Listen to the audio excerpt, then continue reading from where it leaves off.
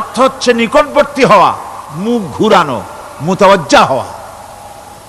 ওই যে হযরত ইব্রাহিম আলাইহিস সালাম বলেছিলেন, ইন্নী ওয়াজ্জাহতু ওয়াজহিয়া লিল্লাযী ফাতারাস সামাওয়াতি ওয়াল আরদ। জানেন আপনারা?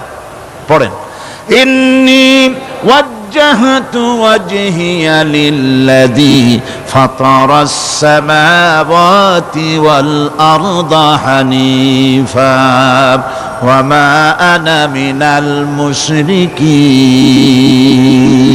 নিশ্চয় আমার মুখ ঘুরায় দিলাম কার দিকে? যিনি আকাশ এবং জমিনের স্রষ্টা, সব কিছুর মালিক যিনি, তার দিকে আমি মুতাওয়াজ্জা হলাম। নামাজের অর্থই হচ্ছে মুতাওয়াজ্জা হওয়া, মুখ ঘুরিয়ে দেওয়া, চেহারা ঘুরিয়ে দেওয়া। আর নামাজের আরেক অর্থ হচ্ছে নিকটবর্তী থেকে আরো নিকটবর্তী হওয়া। আল্লাহ রাব্বুল আলামিন বলেন, নিকটবর্তী হতে হলে ওয়াসজুদ ওয়াকতারিব, সেজদা দাও আর সেজদার মাধ্যমে আমার নিকটবর্তী হয়ে যাও। সেজদা দিলেই আল্লাহর নিকটবর্তী হওয়া যায়। কোন সুবহানাল্লাহ। সাহাবী, আল্লাহর নবীর সাহাবী প্রশ্ন করেছেন, নবীজি, বান্দা কখন আল্লাহর নিকটবর্তী হয়ে যায়? নবীজি বলেছেন, বান্দা যখন সেজদা দেয় তখন আল্লাহর বান্দার মাঝে কোনো হিজাব থাকে না, একদম আল্লাহ পাকের নিকটবর্তী হয়ে যায় বান্দা যখন সেজদায় পড়ে যায়। সুতরাং নামাজ হচ্ছে নিকটবর্তী হওয়া, সালাত এটা হচ্ছে নিকটবর্তী হওয়া। নামাজ ফরজ হওয়ার কারণ হচ্ছে এই যে মানুষ আল্লাহর বান্দা বা গোলাম হিসেবে সৃষ্টি হয়েছে, তাই একমুখী হয়ে এর বন্দিগি করা এটা হচ্ছে তার স্বাভাবিক একটা প্রকৃতি। আল্লাহ রাব্বুল আলামিন এই প্রকৃতির দাবি মিটাবার জন্যই নামাজের ব্যবস্থা করেছেন। মানুষের ফিতরত, মানুষের নেচার, মানুষের ফিতরত হচ্ছে এই যে কারো না কারো কাছে মাথা নত করা, হাত জোড় করা, মাথা নত করা, সার্বভৌমত্বের মালিক কাউকে মনে করা। হাত জোড় করতে হলে, মাথা নত করতে হলে, সার্বভৌমত্বের মালিক হিসেবে কাউকে গ্রহণ করতে হলে আল্লাহর বিকল্প কেউ আছে নাকি? ইসলামের মূল দাওয়াতটা হলো ফিতরত অনুযায়ী দাওয়াত দেওয়া হয়েছে। মানুষ যেন মাথা নত করে, গোলামি করে।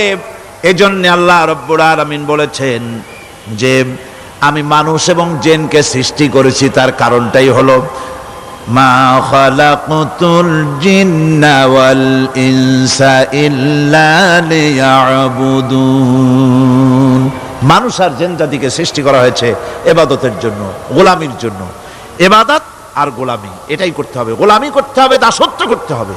আর এই দাসত্ব, আল্লাহর আনুগত্যই গোলামির দাওয়াত দিয়েছেন দুনিয়ার সব নবীরা। কোন নবী বলেন নাই যে আমার গোলামি করো। কেউ বলেছেন? বলেন জোরে, কেউ বলেছেন?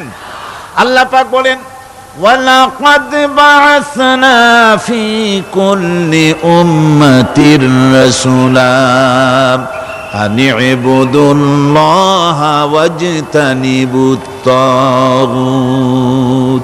প্রত্যেক জাতির জন্য আমি রাসূল প্রেরণ করেছি। তারা মানুষকে দাওয়াত দিয়েছেন এই কথা বলে যে এক আল্লাহর গোলামি করো, তিনি ছাড়া কোনো ইলাহ নাই, আইনদাতা নাই, বিধানদাতা নাই, তার গোলামি, তার সামনে মাথা নত করে দাও। নামাজ হচ্ছে তাওহীদের অবশ্যম্ভাবী এক বহির্প্রকাশ। তাওহীদের জন্য তাওহীদবাদী মানুষ যারা, তাদেরকে নামাজ আদায় করতেই হবে। আকীদা বিশ্বাসের দিক থেকে তাওহীদ যদি হয় পুরা দ্বীনের মূল উৎস, তাহলে আমলের দিক থেকে নামাজ হচ্ছে পুরা দ্বীনের মূল ভিত্তি। নামাজ হচ্ছে আমলের মূল ভিত্তি। এর বাস্তবায়ন ছাড়া দ্বীন পূর্ণ হয় না। নামাজ মুমিনের কেবলমাত্র একটি উত্তম আমলই নয়, বরং নামাজ হচ্ছে ঈমানের মূল ভিত্তি। যার কাছে নামাজ নাই তার কাছে কিছুই নাই। রাসূল করিম সাল্লাল্লাহু আলাইহি ওয়াসাল্লাম বলেছেন, যে নামাজ যে ব্যক্তি পড়ে না, আল্লাহ পাকের সাথে তার কোনো সম্পর্ক বাকি থাকে না। সুতরাং এই নামাজটা হচ্ছে এই যে একমাত্র একাগ্র চিত্তে আদবের সাথে আল্লাহর সামনে রুজু হয়ে যাওয়া। কোরআনে কারীম বলছে, মুনিবিনা ইলাইহি ওয়াত্তাকুহু ওয়াকিমুস সালাতা ওয়া লা তাকুনু মিনাল মুশরিকিন। তোমরা আল্লাহর দিকে রুজু হয়ে যাও এবং তাকে ভয় করে অন্যায় কাজ থেকে বিরত থাকো, আর নামাজ কায়েম করো, মুশরিকদের অন্তর্ভুক্ত হয়ে যেও না। নামাজ কায়েম করা, নামাজের আদেশ কোরআনে কারীমের মধ্যে আল্লাহ পাক বহু জায়গায় করেছেন।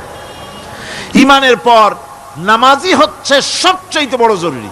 একজন মানুষ ঈমান আনলো, যেমন কালকে একজন ঈমান এনেছে, ঈমান আনার সাথে সাথে তার প্রথম কাজ কি বলুন? বলেন, প্রথম কাজ কি? ফজরের নামাজের আগে একজন ইসলাম কবুল করলেন, তার প্রথম দায়িত্ব নামাজকে আদায় করে দেওয়া, ফজরের নামাজ পড়া। জোহরের আগেই কেউ ঈমান আনলো, তার প্রথম দায়িত্ব জোহরের নামাজ আদায় করা। আসরের নামাজের আগে ঈমান এনেছে, তার প্রথম দায়িত্ব হলো আসরের নামাজ আদায় করা। তার মানে হলো ঈমান আনার পর একজন ঈমানদারের প্রথম দায়িত্ব হচ্ছে নামাজ। গুরুত্বপূর্ণ বিষয়, খুব ভালো করে শুনতে হবে, ইয়াদ রাখতে হবে প্রত্যেকটি মুসলমানের। এই নামাজ কি জিনিস, কেমনে আদায় করতে হবে, আদায় না করলে কি হবে, গুরুত্বপূর্ণ এই কথাগুলি প্রত্যেকের স্মরণ রাখতে হবে। কিয়ামতের দিন মানুষ যে জাহান্নামে যাবে, জাহান্নামের জন্য, জাহান্নামে যে সব কারণে যাবে তার মধ্যে বড় কারণ কালকে বলেছিলাম, দেখি মনে আছে নাকি? বড় কারণ কয়টা? কয়টা? আলহামদুলিল্লাহ মনে আছে। আল্লাহ রাব্বুল আলামিন বলেন, ইয়াতাসাআলুনা আনিল মুজরিমিন। কিয়ামতের দিন অপরাধীদেরকে জিজ্ঞেস করা হবে, মা সালাকাকুম ফি সাকার, জাহান্নামে কেন আসছো?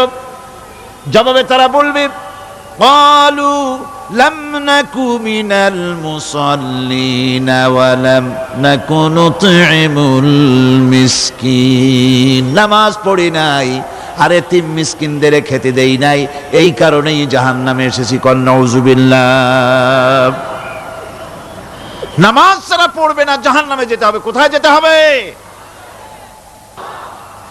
আকীদাগত দিক থেকে ঈমান হলো তাওহীদের স্বীকৃতি, আর আমলের দিক থেকে নামাজ হচ্ছে তাওহীদের বহিঃপ্রকাশ। আপনি মুসলমান তা প্রমাণ হবে নামাজ দিয়ে। নামাজহীন ঈমানের দাবি মূল্যহীন। যার নামাজ নাই তার ঈমানের দাবি করার কোনো মূল্যই নেই। অনেক এরকম কথা বলে, হুজুর আমি মানুষটা নিতান্ত খারাপ না, যাই মনে করেন, গ্রামে রাস্তা বানাইছি, ব্রিজ করে দিয়েছি, কালভার্ট করেছি, এতিম মিসকিনরে তাও মাঝে মধ্যে খাবার দেই, বিধবারে কাপড় চোপড় দেই, মানুষটা আমি নিতান্ত খারাপ না, তবে এই মাঝে মধ্যে একটু নামাজ পড়ি না, তাতে কি আমার ঈমান নষ্ট হয়েছে নাকি? আমি বলি, ভাই ঈমানই তো নাই, নষ্ট হবে কি? ঈমান থাকলে না নষ্ট হবে? ঈমান নাই। সুতরাং একজন মুসলমান যদি নামাজ না পড়ে, নিজেকে মুসলমান বলে দাবি করার কোনো হক তার নাই, দাবি করার অধিকার নাই। নামাজ হচ্ছে জিন্দেগি, নামাজটাই মূলত জিন্দেগি। নামাজটা কি? জিন্দেগি। আল্লাহ রাব্বুল আলামিন শিখাচ্ছেন, কুল ইন্না সালাতি ওয়া নুসুকি ওয়া মাহইয়ায়া ওয়া মামাতি লিল্লাহি রাব্বিল আলামিন। মুহাব্বতের সাথে সবাই পড়েন, কুল ইন্না সালাতি ওয়া নুসুকি ওয়া মাহইয়ায়া ওয়া মামাতি লিল্লাহি রাব্বিল আলামিন। বলো আমার নামাজ, বলো আমার নামাজ, আমার কোরবানি, আমার হায়াত, আমার মত সবকিছুই আল্লাহ রব্বুল আলামিনের জন্য নিবেদিত। আমার বেঁচে থাকা, আমার মরে যাওয়া সব আল্লাহর জন্য। সে আল্লাহ রব্বুল আলামিন, তার জন্য সবকিছু নিবেদিত করতে হবে। আল্লাহ পাকের গোলাম আমাদের বানিয়েছেন, আল্লাহ আমাদের গোলামি করা লাগবে। আর গোলামির নমুনা যাকাত দিয়া, হজ দিয়া, দান দিয়া, সদকা দিয়া, কোন জিনিস দিয়ে নামাজের মতো গোলামির উৎকৃষ্ট প্রমাণ বা নমুনা আর কিছুতে নাই। আমি যে গোলাম তার উৎকৃষ্ট প্রমাণ হচ্ছে নামাজ। নামাজেই একটা মানুষ গোলামির অনুভূতিতে তাকে নিয়ে যায়। বাদশাহ হোক, মন্ত্রী হোক, পীর হোক, মৌলানা হোক, মুহাদ্দিস হোক, বড় লোক হোক, গরিব হোক, পুরুষ হোক, নারী হোক, যাই হোক, নামাজে দাঁড়াইলো, একেবারে কান্ডারে ধরিয়া কানের কাছে হাত দিয়া, হাত দুটো বাঁধিয়া মাথা নিচের দিকে দিয়ে দাঁড়ায় গেল। কিসের মতো? আসামির মতো, গোলামের মতো। সুবহানাল্লাহ। এদিক ওদিক তাকাইতে পারবা না, চোখটা থাকবে সেজদা যেখানে দিবা সেখানে। তাকানো নিষেধ, সেজদার দিকে তাকাও। এরপরে যখন রুকুতে গেলেন, গোলামের নমুনা হয়ে গেল। গোলামের এরকম মাথা নিচু করে থাকতে হয় প্রভুর সামনে। গেলেন, রাজা, বাদশাহ, বড় লোক, সব অহংকার চূর্ণ হয়ে গেল। নাক আর কপাল দিয়া আমার মাবুদের দরবারে মাথাটা লাগাই দিলাম জমিনের উপরে। সুবহানাল্লাহ। আমি আমার ভাষায় বলি, আমি আমার ভাষায় কথাটা এভাবে বলি, এই জমিনটা যদি কাগজ হয় আর আমার নাকটার কপালটা যদি কলম হয়, তাহলে আমি যে গোলাম দৈনিক 5 বার আমার নাক আর কপাল দিয়া জমিন নামক কাগজের উপরে, দাস খতের উপরে দৈনিক 5 বার নাক আর কপাল দিয়া সই করে দেই, আল্লাহ আমি তোমার গোলাম, আর কারো গোলাম নই, আমি একমাত্র তোমার গোলাম। ঘুমের থেকে উঠে সেজদা দিয়া বলি, দুপুরের সময় কাজ ফেলাইয়া আর একবার বলি, বিকেল আসার আগেই আসরে আর একবার বলি, দিন যখন শেষ হয় আর একবার বলি, রাতে যখন শুতে যাই আর একবার সেজদা দিয়া ঘোষণা করি, মাবুদ আমি তোমার গোলাম। সুবহানাল্লাহ। নামাজ হচ্ছে ইসলামের গণ্ডির মধ্যে প্রবেশের প্রমাণ। কোরআনে কারীম বলছে, ফাইন তাবু ওয়া আকামুস সালাতা ওয়া আতাউজ যাকাতা ফাইখওয়ানুকুম ফিদ্দীন। সূরা তওবা এসেছে, তারা যদি তওবা করে আর নামাজ কায়েম করে, যাকাত যদি আদায় করে, তাহলে এখন তোমাদের সে দ্বীনি ভাই, এখন ভাই হয়ে গেল। একটু আগে ছিল কাফের, মুশরিক, এখন তোমার দ্বীনি ভাই। দ্বীনের গণ্ডির মধ্যে প্রবেশ করা, কলেমা পড়ার সাথে সাথেই নামাজ। নামাজ হচ্ছে দ্বীনের প্রধান গেট, দ্বীনের প্রধান তোরণ। দ্বীনের মধ্যে প্রবেশ করার জন্য এই গেট দিয়ে প্রবেশ করতে হবে। সুতরাং এই নামাজের এতই গুরুত্ব দেওয়া হয়েছে। ইসলাম যদি ক্ষমতায় আসে, আল্লাহ যেন এনে দেন, জোরে কোন আমিন। ইসলাম যদি ক্ষমতায় এসে যায়, রব্বুল আলামিন তাফসীরে মাহফিল, কোরআন সামনে নিয়া আশা করে তোমার দরবারে দোয়া করি, এই বিশাল জনসমুদ্রের দোয়া কবুল করো মাবুদ গো, এই বাংলাদেশকে ইসলামের দেশ বানাইয়া দাও। দেশটা যদি ইসলামের হয়ে যায়, আইন যদি আল্লাহর হয়, শাসন যদি সৎ লোকেরা করে, রব্বুল আলামিন কোরআন শরীফে বলেন, তাহলে তারা 4টা কাজ করবে। আল্লাযীনা মাক্কান্নাহুম ফিল আরদ আকামুস সালাতা ওয়া আতাউজ যাকাত ওয়া আমারু বিল মা'রুফি ওয়া নাহাউ আনিল মুনকার। মুমিনেরা ক্ষমতায় এসে প্রথম যে কাজটা করবে, প্রথমে ক্ষমতা এসেই নামাজ বাধ্যতামূলক করবে। প্রথম কি? ওয়াজ নসিহতে অনুরোধ করা হবে না, বাবাজিরা আল্লাহর রাস্তায় নামাজটা পড়ে না। রেডিও এবং টেলিভিশনের মাধ্যমে রাষ্ট্রপ্রধান অর্ডার করে দিবেন, যারা আকেল বালিগ সকলের জন্য নামাজ বাধ্যতামূলক, নামাজ পড়তেই হবে, এটা অর্ডার। বেলা যখন 1টা বেজে যাবে, বেলা যখন 1টা বাজবে, সমস্ত মসজিদে আজান শুরু হয়ে যাবে। আজানের সাথে সাথে অফিস, আদালত, কল কারখানা, ক্ষেত খামার, শিক্ষাঙ্গন সব ডেডলক হয়ে যাবে। আধা ঘন্টার জন্য বন্ধ হয়ে যাবে। যারা মুসলমান অফিসে, কলেজে, ইউনিভার্সিটিতে, সর্বত্র তারা নামাজের জন্য প্রস্তুতি নেবেন। আধা ঘন্টার ভিতরে নামাজ আর খানা সেরে আবার কলেজ চলবে, বিশ্ববিদ্যালয় চলবে, কল চলবে, কারখানা চলবে, ক্যান্টনমেন্ট চলবে, সেক্রেটারিয়েট চলবে, সব আপন গতিতে চলতে থাকবে। আল্লাহর রহমত, বরকত আকাশ ফেরে নাজিল হয়ে যাবে। আর এই অর্ডার যে দেওয়া হবে, নামাজ পড়বেন সেখানে। থানায় যখন আজান হবে, থানায় আজান হয়ে গেছে, থানার স্টাফ, পুলিশ যারা আছে জামাতে খাড়া হয়ে যাবে, ইমামতি করবেন ওসি সাহেব। এসপির অফিসে এসপি সাহেব ইমামতি করবেন, ডিসি সাহেব তার অফিসে ইমামতি করবেন, মন্ত্রী সেক্রেটারিয়েট ইমামতি করবেন, প্রেসিডেন্ট বঙ্গভবনে ইমামতি করবেন, বিশ্ববিদ্যালয়ের ভাইস চ্যান্সেলরের ইমামতিতে সে জায়গার মুসলমান ছাত্র ছাত্রী, শিক্ষক শিক্ষয়িত্রী এক জামাতে নামাজ আদায় করবে। এই যদি হয় চিত্র দেশের, অপরাধ থাকবে? থানায় ওসি সাহেব নিজেই যদি জামাতের ইমামতি করেন, এইভাবে নামাজ আদায় করেন পুলিশদের নিয়ে জামাতে, ঘুষ আর খাবে তারা? এসপি সাহেবের অফিসে, ডিসি সাহেবের অফিসে মন্ত্রীরা যদি এভাবে নামাজ কায়েম করে, তাহলে কি অন্যায় অপরাধ কিছু থাকবে সমাজে? থাকবে না। সুতরাং নামাজ বাধ্যতামূলক করে দেওয়া হবে। নামাজ বাধ্যতামূলক, সকলকে নামাজ পড়তে হবে। নামাজ হচ্ছে অপকর্মের প্রতিবন্ধক। নামাজ পড়লে অন্যায় কাজ থেকে বাঁচার পথ। অন্যায় থেকে বাঁচায় কিসে? নামাজ। আল্লাহ রাব্বুল আলামিন বলেন, উতলু মা উহিয়া ইলাইকা মিনাল কিতাবি ওয়া কিমিস সালাম ইন্নাস সালাতা তানহা আনিল ফাহশাই ওয়াল মুনকার।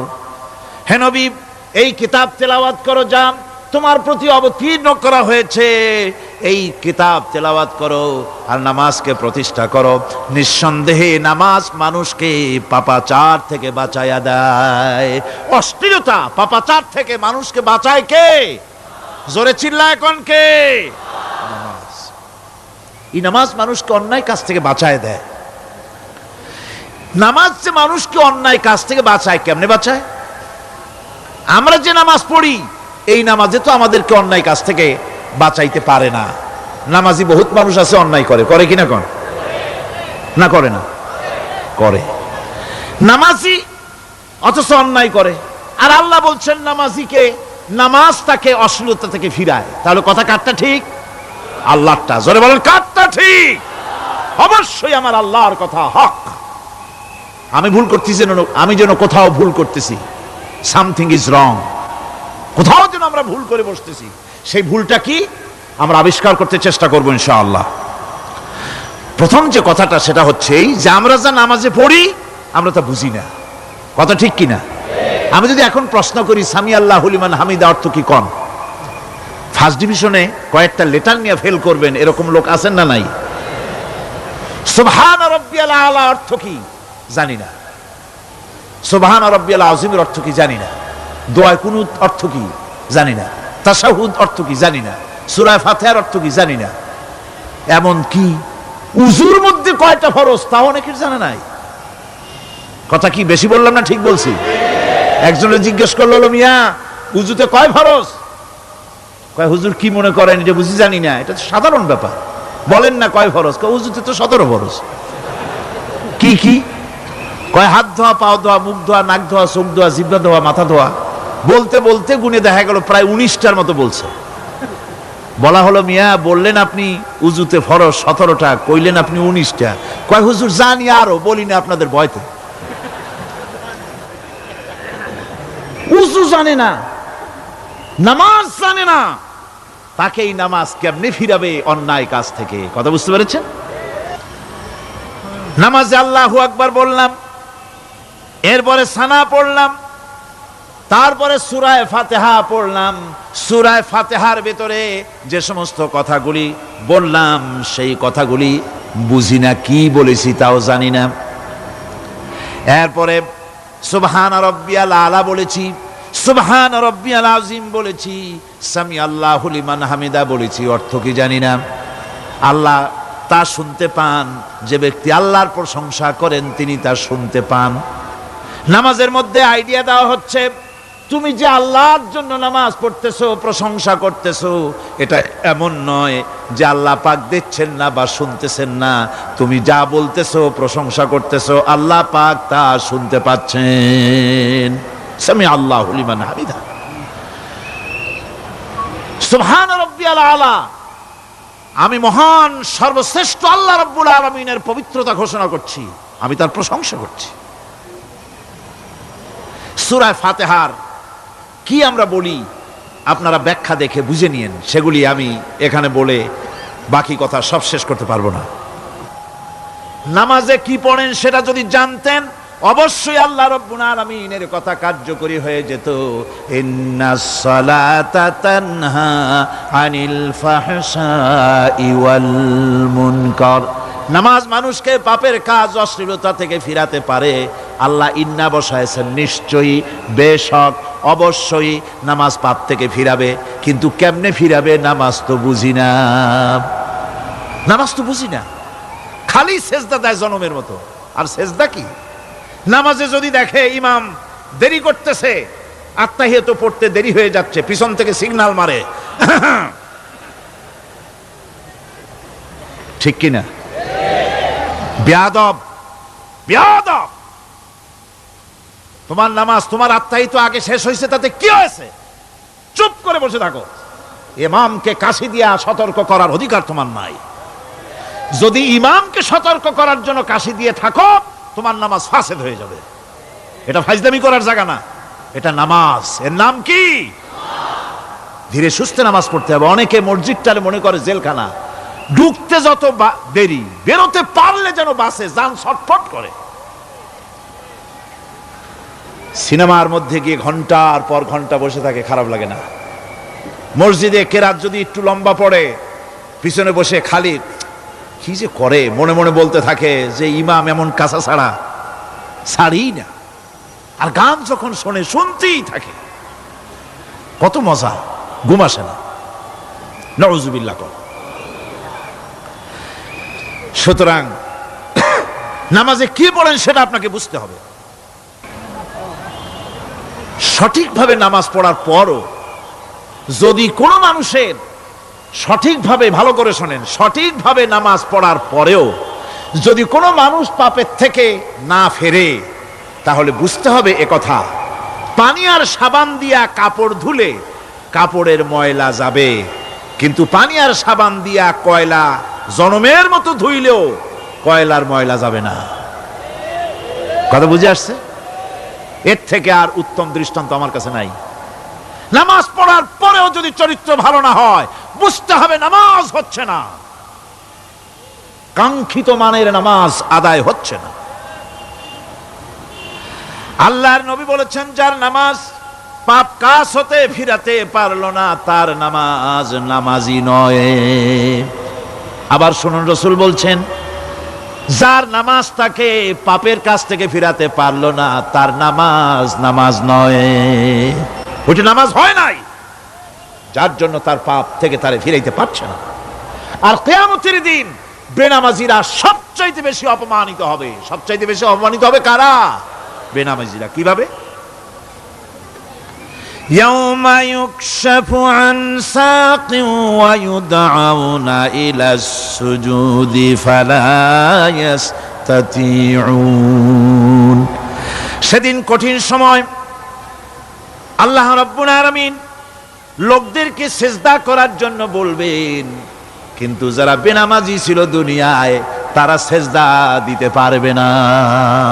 বলেন নাউযুবিল্লাহ। অবস্থাটা কি হবে? খাশিআতান আবসারুহুম তারহাকুহুম যিল্লাহ তাদের দৃষ্টি নিচু হবে, লাঞ্ছনা এবং অপমান তাদের উপরে চেপে বসবে, সেজদা দিতে পারবে না। আল্লাহ আমাদেরকে ক্ষমা করুন। কিয়ামতের দিন হযরত আদম আলাইহিস সালাম থেকে শুরু করে পৃথিবীর সমস্ত মানুষের সামনে আল্লাহ রাব্বুল আলামিন সেজদা করার জন্য অর্ডার করবেন। যারা নাকি বেনামাজি, ওরা আল্লাহর দরবারে সেদিন সেজদা দিতে পারবে না, লাঞ্ছিত অপমানিত হবে। জোরে কোন নাউজুবিল্লাহ।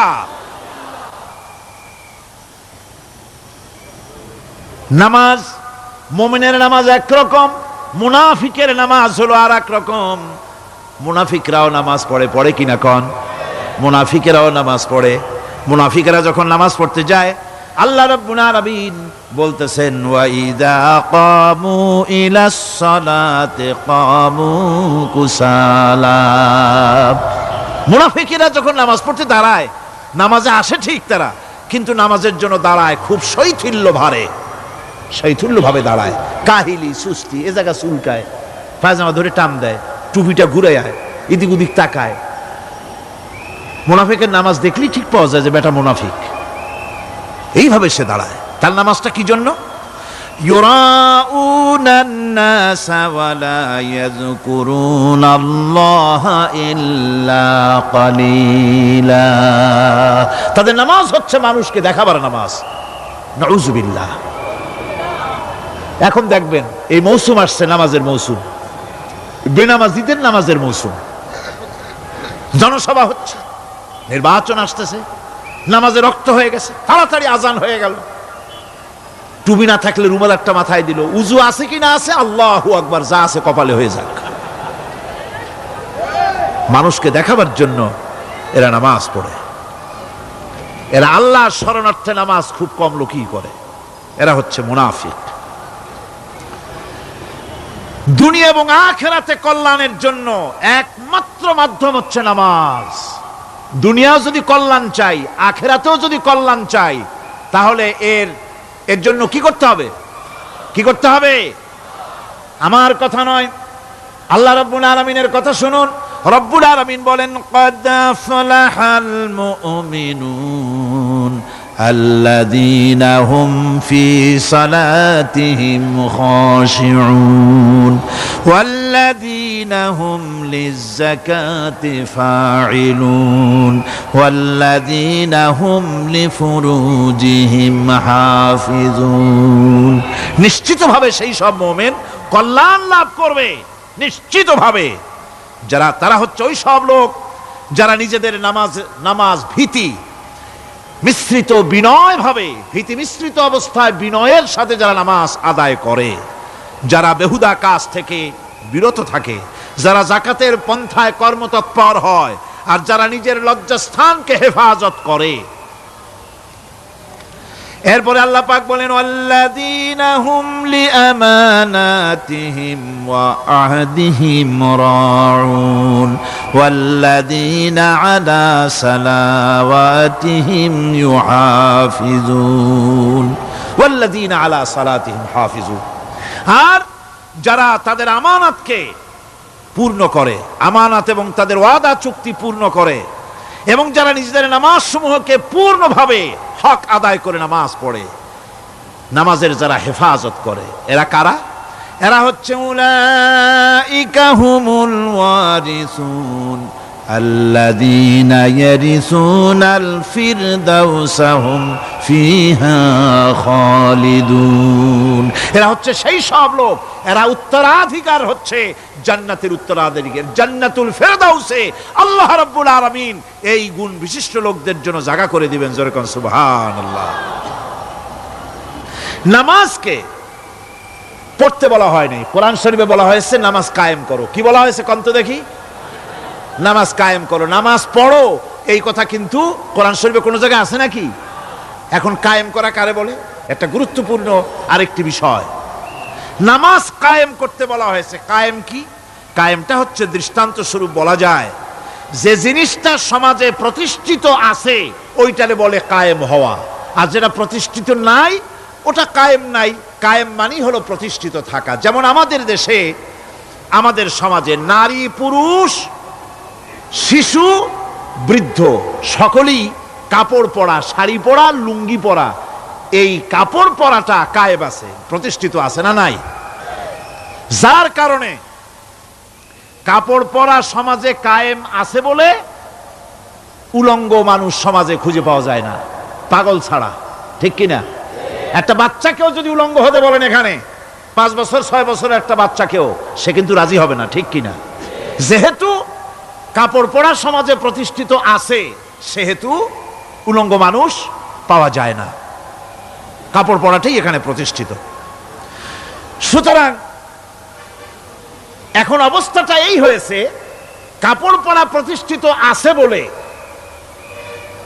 কোন উলঙ্গ মানুষ এসে যদি এই মঞ্চে দাঁড়ায় আর বলে আমাকে একটু বক্তৃতা করতে দেন, আপনারা কি করবেন?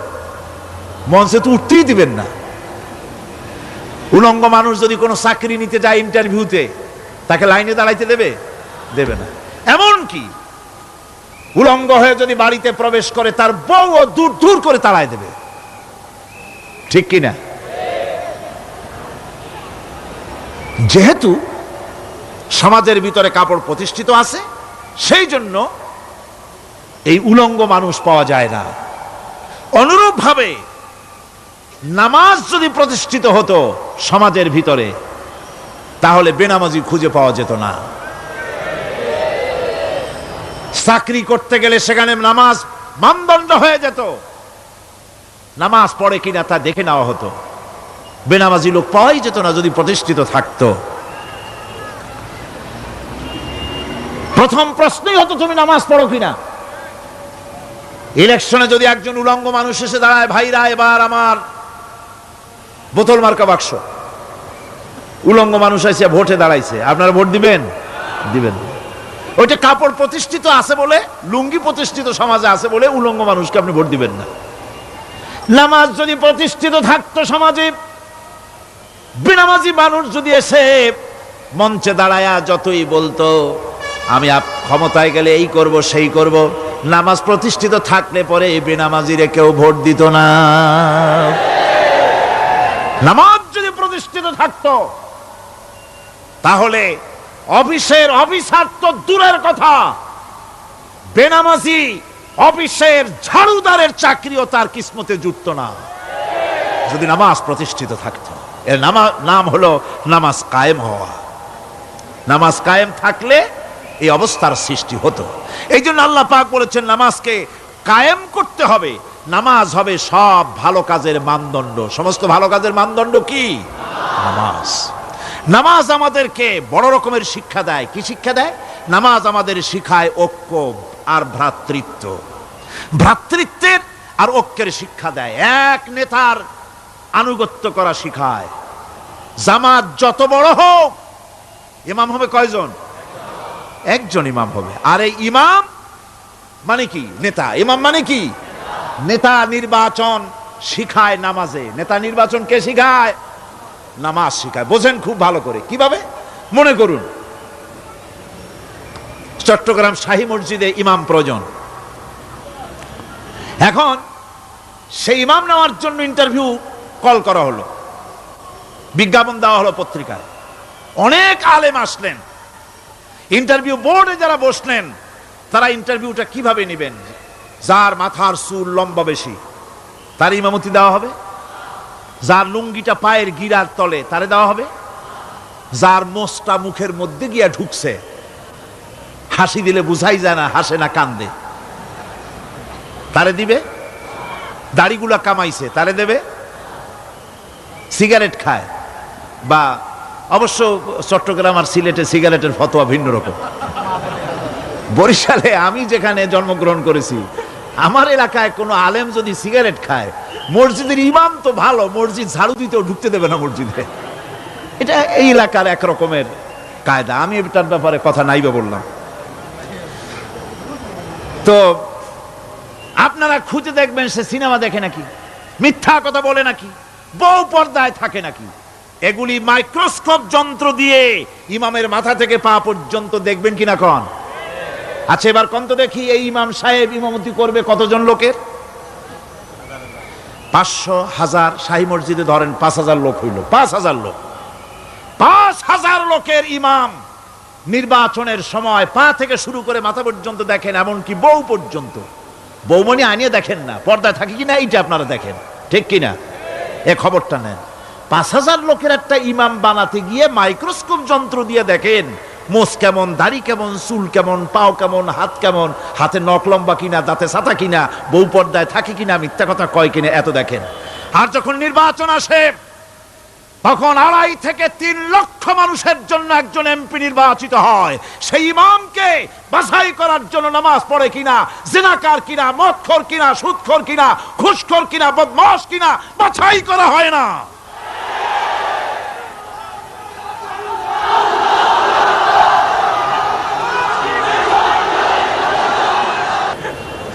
নামাজ আমাদেরকে এটা শিখায় ইমাম কেমনে বানাইতে হবে। কোন সুবহানাল্লাহ।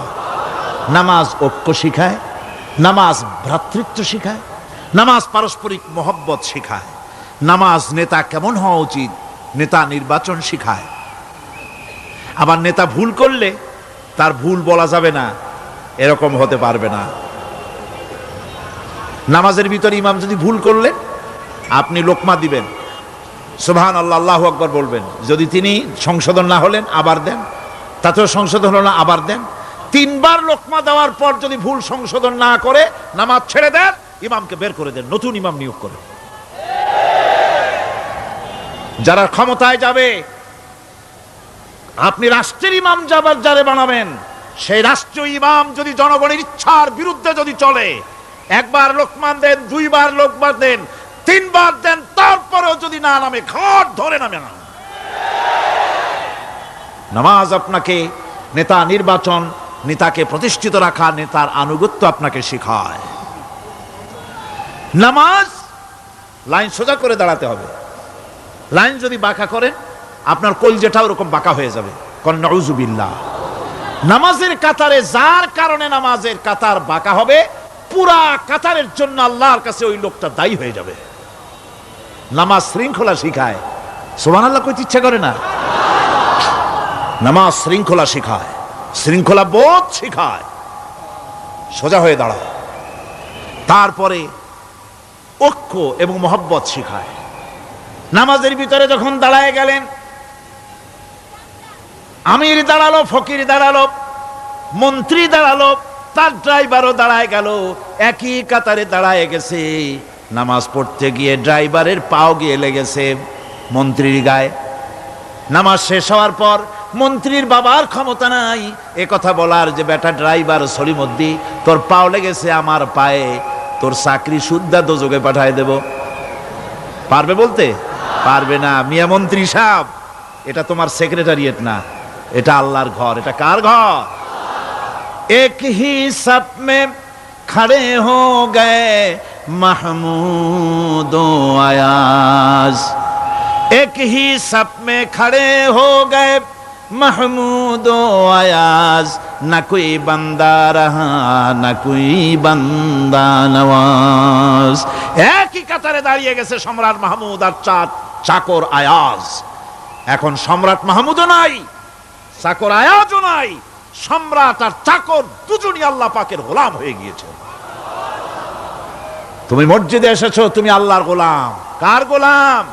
আল্লাহ পাকের গোলাম। এই জিনিস শিখায় নামাজ। নামাজ শিখায় মানুষকে পাঞ্চুয়ালিটি, নিয়মানুবর্তিতা, সময়ের জ্ঞান শিখায় নামাজ। নামাজ মানুষে কি শিখায়? আল্লাহ রাব্বুল আলামিন বলছেন, ইন্নাস সালাতা কানাত আলাল মুমিনিনা কিতাবাম মাওকুতা। নিঃসন্দেহে নামাজ মুমিনদের নিয়মানুবর্তিতার সাথে ফরজ করা হয়েছে, তাদের উপরে নিয়মানুবর্তিতার উপরেই, সময়ের উপরে নামাজকে ফরজ করা হয়েছে। আপনার আন্দাজ মতো আপনি পড়তে পারবেন না, সময় মতো পড়তে হবে, আউয়াল ওয়াক্তে পড়তে হবে। আমার দেশের মসজিদগুলিতে ফজরের নামাজ পড়া হয় এমন সময় পূর্ব দিক ফর্সা হয়ে যায়। ইমাম সাহেব যদি ভুল করেন, নামাজ যদি দোহরাতে যান, তাহলে সূর্য উদয় হয়ে যাবে, এমন অবস্থা। নামাজ এত দেরিতে পড়া হয়। প্রত্যেক ওয়াক্তের নামাজ আউয়াল ওয়াক্তে পড়ার জন্য রাসূল সাল্লাল্লাহু আলাইহি ওয়াসাল্লাম তাগিদ করেছেন। সময়ের দিকে লক্ষ্য রাখতে বলা হয়েছে। যেই জাতির, লক্ষ্য করুন, যে জাতির দৈনিক 5 বার টাইমলি অক্ত মতো সময় মতো নামাজ আদায় করতে হয়। দুর্ভাগ্যজনক সত্য, সেই জাতির কাছে সময়ের কোনো দাম নাই। সময়ের দাম নাই। 9টার গাড়ি কয়টায় আসবে? 9টার গাড়ি কয়টায় আসবে? একদিন দেখা গেল সত্যি 9টার সময় এসে গেছে। যাত্রীরা বলছে মাশাআল্লাহ, অন্তত একটা দিন তো 9টার সময় আসলো। স্টেশন মাস্টার বলছে না, খুশি হওয়ার কারণ নাই, আজকের না, এটা গতকালকেরটা। আমার আমেরিকার সফরের সময়, যে বাড়িতে আমি আমেরিকায় থাকি, কুইন্স এলাকায়, নিউ ইয়র্ক সিটিতে, সে বাড়িওয়ালা চাকরি করে। সে আমাকে বলল 10টি বছর আমি একটা ট্রেনে যাতায়াত করি। সে বলছে রাত 3:45 ট্রেনটা আসে, ওই ট্রেনে চড়ে সে তার কর্মস্থলে যায়। বলল 10টা বছর আমি এখানে আছি, 10 বছরের ভিতরে এই ট্রেনটা 1 মিনিটের জন্য এদিক ওদিক করলো না, ঠিক 3:45 এসে হাজির হয়ে গেছে। ঝড় হোক, বৃষ্টি হোক, স্নো পড়ুক, বরফ পড়ুক, টাইমলি চলতেছে। দুনিয়ায় ভিন্ন জাতিরা যে উন্নতি করে, তার পেছনে সময়ের জ্ঞান তাদের অনেক বেশি আমাদের থেকে। কথা ঠিক কিনা? আমাদের সময়ের জ্ঞান নাই, সময়ের কোনো মূল্য আমরা দেই না। 2টার সময় মিটিং হবে, মন্ত্রী সাহেব আসেন 5টার সময়, ঠিক কিনা? বক্তৃতার জন্য সময় দেওয়া হয়েছে 20 মিনিট, নাহমাদু ওয়া নুসাল্লি আলা কইয়া সুর দিয়া 35 মিনিট গেছে নাহমাদু কইতে কইতে। সময় 20 মিনিট, তা তার মনেই নেই। এই যে সময়ের জ্ঞান নাই, এটা ব্যর্থতা। নামাজ মানুষকে সময়ের জ্ঞান শিখায়। কোন আলহামদুলিল্লাহ। এই সময়ের জ্ঞান আমাদেরকে শিখতে হবে। এবার আমি আপনাদের সামনে বলতে চাই, আল্লাহর নবী জনাবে মুহাম্মদ রাসূলুল্লাহ সাল্লাল্লাহু আলাইহি ওয়াসাল্লাম নামাজের ব্যাপারে কি বলছেন। এতক্ষণ তো আল্লাহর কথা শোনালাম, কার কথা শোনাইছে? আমার আল্লাহর নবী বলেন, নবীকে প্রশ্ন করা হলো, ইয়া রাসূলুল্লাহ আইয়ু শাইইন আহাব্বু ইনদাল্লাহি ফিল ইসলাম, ইসলামের মধ্যে আল্লাহর কাছে কোন জিনিসটা বেশি প্রিয়? আল্লাহর কাছে ইসলামের কোন জিনিসটা বেশি প্রিয়? হুজুর বললেন, as-সালাতু লিওয়াক্তিহা, মান তারাকা সালাতান ফালা দীন লাহু ওয়াস-সালাতু ইমাদুদ্দিন। আল্লাহর কাছে সবচাইতে বেশি প্রিয় হচ্ছে নামাজ। সবচাইতে প্রিয় কি? নামাজ। ওয়াক্ত মতো নামাজ আদায় করা আল্লাহ পাকের বেশি প্রিয়। আর এই নামাজ হচ্ছে দ্বীনের খুঁটি। এটা দ্বীনের কি? খুঁটি। এই যে খুঁটিগুলো আছে, খুঁটিগুলো ফালাই দিলে তারপর আপনার এই প্যান্ডেল থাকবে? থাকবে না। বিল্ডিং এর পিলার ভেঙে দেন, বিল্ডিং টিকবে? ঘরের খুঁটিগুলি উড়ায় ফেলেন, ঘর টিকবে? টিকবে না। দ্বীনের খুঁটি হচ্ছে নামাজ। লা দীনা লিমান লা সালাতা লাহু, যার কাছে দ্বীন নাই, যার কাছে নামাজ নাই, তার কাছে কি নাই? দ্বীন নাই, ঈমান নাই।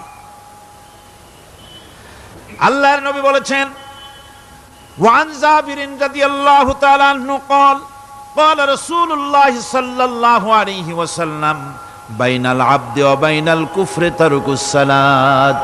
আল্লাহ পাকের নবী বলেন, আল্লাহর বান্দার মুমিন, আল্লাহর বান্দার কাফের, দুইজনের মধ্যে পার্থক্য হলো, যে ব্যক্তি নামাজ পড়ে সে আল্লাহর গোলাম, যে নামাজ পড়ে না সে কাফের হয়ে গেল।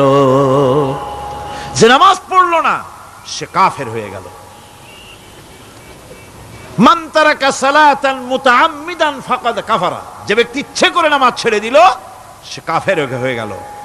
বলেন নাউযুবিল্লাহি মিন যালিক।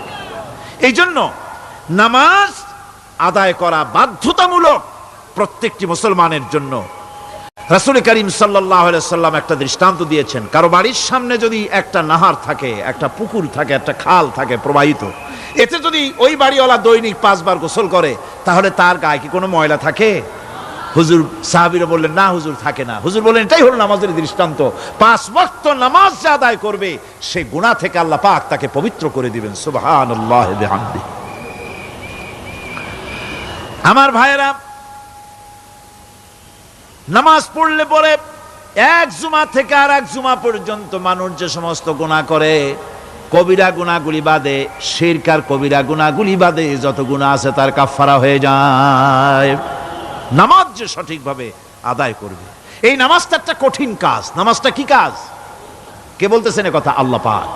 ওয়া ইন্নাহা লাকাবীরাতুন ইল্লা আলাল খাশিঈন। নামাজ একটা ভারী জিনিস, একটা কঠিন জিনিস। কাদের জন্য কঠিন নয়? যারা নাকি আল্লাহ পাককে ভয় করে। الذين يظنون أنهم ملاقو ربهم وأنهم إليه راجعون। যারা নাকি একথা মনের ভিতরে ধারণা করে যে আল্লাহ রাব্বুল আলামিনের দরবারে আমার হাজির হওয়া লাগবে, মোলাকাত করা লাগবে, এই চিন্তা যারা করে তাদের জন্য নামাজ মোটেই কষ্টকর নয়, নামাজ মোটেই তাদের জন্য অসহনীয় নয়, বোঝা নয়, ভার নয়। তারা নামাজ আদায় ঠিকই করবে। এই জন্যে বিবি বাল বাচ্চা সকলকে নামাজের জন্য তাগিদ করতে হবে। যত ভাই এখানে এসেছেন নিজেরা পড়বেন, বিবি বাল বাচ্চাকে তাকিদ করবেন। আল্লাহ পাক বলছেন وأنذر عشيرتك الأقربين। তোমার নিকটবর্তী যারা আছে তাদেরকে তুমি আল্লাহর ভয় দেখাও, নামাজের জন্য তাদেরকে বলো, আল্লাহর ভয় তাদের অন্তঃকরণের মধ্যে সৃষ্টি করে দাও। আর এই নামাজ পড়তে হবে জামাতের সাথে। নামাজ পড়তে হবে কিসের সাথে? জামাতের সাথে। রাসূল করিম সাল্লাল্লাহু আলাইহি ওয়াসাল্লাম বলছেন, হুজুরের কাছে, আল্লাহর নবীর কাছে, হযরতে আবু হুরায়রা রাদিয়াল্লাহু তাআলা আনহু হাদিসটি বর্ণনা করেছেন। হুজুরের কাছে একজন অন্ধ লোক এলো। সেই অন্ধ লোক এসে বললেন, হুজুর আমি তো চোখে দেখি না, জামাতের যে গুরুত্বের কথা আপনি বললেন, আমাকে কি রুখসত দেওয়া যায় নাকি? আমি অনেক সময় সাথী সঙ্গী পাই না, আমাকে কি রুখসত দেওয়া যায় নাকি? হুজুর বললেন, হ্যাঁ তোমাকে রুখসত দেওয়া গেল।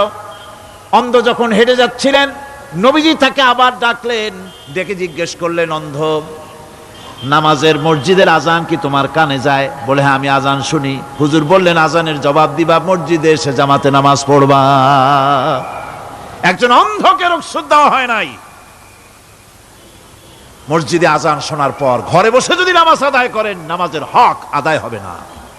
হুজুর সাল্লাল্লাহু আলাইহি ওয়াসাল্লাম বলেছেন, মসজিদে আজান হওয়ার পর যে ব্যক্তি ঘরে বসে নামাজ পড়ে, আমার ইচ্ছা হয় ঘরটা আগুন দিয়ে জ্বালায় দেই। কে বলতেছেন? রাহমাতুল লিল আলামিন বলতেছেন।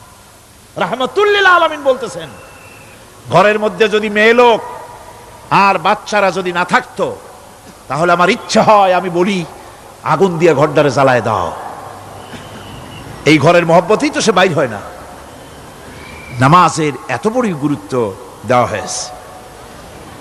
আমার বন্ধুগণ, এই নামাজের জামাতি আল্লাহর নবী জীবনের শেষ নামাজ জামাতে আদায় করেছেন।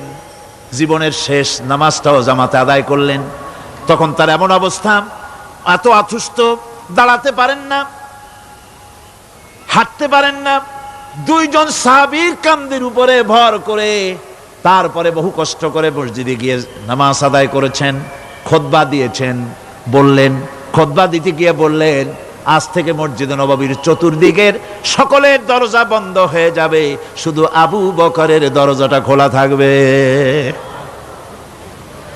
আল্লাহর নবী বললেন, আল্লাহ রাব্বুল আলামিন এই পৃথিবীতে তার এক বান্দাকে জাগতিক সব সম্পদ দিতে চেয়েছিলেন, কিন্তু সে বান্দা সব জাগতিক সম্পদকে উপেক্ষা করে মাবুদের সঙ্গে দেখা করা বেশি জরুরি, বেশি পছন্দ মনে করেছেন। এতটুকুন কথা নবীজি বললেন, কেউ কিছু বুঝলো না। হযরতে আবু বকর রাদিয়াল্লাহু তাআলা আনহু হুজুরের এই কথা শুনে কাঁদতে কাঁদতে তিনি অস্থির হয়ে যাচ্ছেন। সাহাবীরা চিন্তা করলেন, হুজুর কার না কার কথা বলেছেন, তাতে কান্নার কি আছে? বয়োবৃদ্ধ, জ্ঞান বৃদ্ধ হযরতে আবু বকর রাদিয়াল্লাহু তাআলা আনহু বুঝতে পেরেছেন, এই পৃথিবীর সব সম্পদ তো আল্লাহ হুজুরকেই দিতে চেয়েছিলেন। তিনি সমস্ত সম্পদকে উপেক্ষা করে তার মাবুদের সঙ্গে দেখা করার জন্য প্রস্তুতি নিয়েছেন। তার মানে হলো আল্লাহ নবীর বিদায় হয়ে যাবেন, আমরা নবী থেকে এতিম হয়ে যাব। নবীজি ঘরের মধ্যে প্রবেশ করলেন, প্রচন্ড জ্বর এলো। এই প্রচন্ড জ্বর নিয়ে তিনি শুয়ে আছেন, কখনো বেহুশ কখনো হুশ। এর মধ্যে এশার আজান হয়ে গেল। সাহাবীরা বহুক্ষণ অপেক্ষা করে হযরত আবু বকরের ইমামতিতে নামাজ শুরু করলেন। হুজুরের হুশ এলো, প্রশ্ন করলেন, আয়েশা রে এখন কোন সময়? হযরত আয়েশা বলেন, ইয়া রাসূলুল্লাহি মসজিদে নববীতে নামাজ শুরু হয়ে গেছে। সাহাবীরা অনেকক্ষণ অপেক্ষা করে আমার বাবার ইমামতিতে নামাজ পড়তেছে সবাই, কিন্তু সাহাবীরা কেঁদে কেঁদে নামাজের মধ্যেই কাঁদতে কাঁদতে অস্থির হয়ে যাচ্ছে। তাদের মনের ধারণা হয়েছে নবীজির পেছনে নামাজ পড়ার কিসমত থেকে তারা মাহরুম হয়ে গেল। নবীজি বলেন, আয়েশা দরজা খুলে দাও আর আমার মাথাটা একটু উঁচু করে ধরো, আমি একটু নামাজের দৃশ্যটা দেখি। দরজা খুলে দেওয়া হলো, নবীজির মাথা উঁচু করে ধরা হলো। নামাজের জামাতের দৃশ্য দেখে নবীজি আবার শুয়ে পড়লেন। হযরতে মা আয়েশা লক্ষ্য করে দেখেন নবীজির দুই চোখের কোণা দিয়া পানি পড়তেছে। মা আয়েশা জিজ্ঞেস করেন, ইয়া রাসূলুল্লাহ, হে নামাজের দৃশ্য দেখে চোখে কেন পানি এলো? হুজুর বলেন, আয়েশা রে, এটা কোনো দুঃখের পানি নয়, এটা তৃপ্তির পানি। এই যে জামাত নামাজ পড়তেছে লোকেরা, এই জামাত কায়েমের জন্য তায়েফের ময়দানে অনেক রক্ত আমার ঝরেছে। উহুদের ময়দানে দান্দান মুবারক শহীদ হয়েছে, সাহাবায়ে কেরাম জীবন দিয়েছে। এই যে জামাত আমি দেখতে পেলাম, ভবিষ্যতের একটা ছবি যেন চোখে ধরা পড়লো। আমার মনে হলো কিয়ামত পর্যন্ত এই পৃথিবীতে আমার যত উম্মত আসবে তারা এইভাবে করে জামাতে নামাজ আদায় করবে। নবীজির মাথার কাছে মালাকুল মউত যখন এসে গেছেন, আমার ভাইরা, এই পৃথিবীতে যত নবীরা এসেছিলেন মৃত্যুর সময় সমস্ত নবীরা শেষ কথা যেটা বলেছেন, হাদিস, সমস্ত নবীরা উম্মতের জন্য মৃত্যুর মুহূর্তে শেষ কথা যেটা বলেছেন সেটা হলো আসসালাত, আসসালাত, নামাজ, নামাজ। আমার নবী যখন বিদায় হয়ে যান, বিদায় মুহূর্তে মেয়ের কথা বললেন না, কলিজার টুকরা নাতির কথা বললেন না, জামাইয়ের কথা বললেন না, স্ত্রীর কথা বললেন না, মৃত্যুর সময় শেষ কথা বললেন আসসালাত, আসসালাত ওয়া মা মালাকাত আইমানুকুম, নামাজ, নামাজ, আমার উম্মতেরা নামাজ, আমার উম্মতেরা নামাজ ছেড়ে দিও না, নামাজ।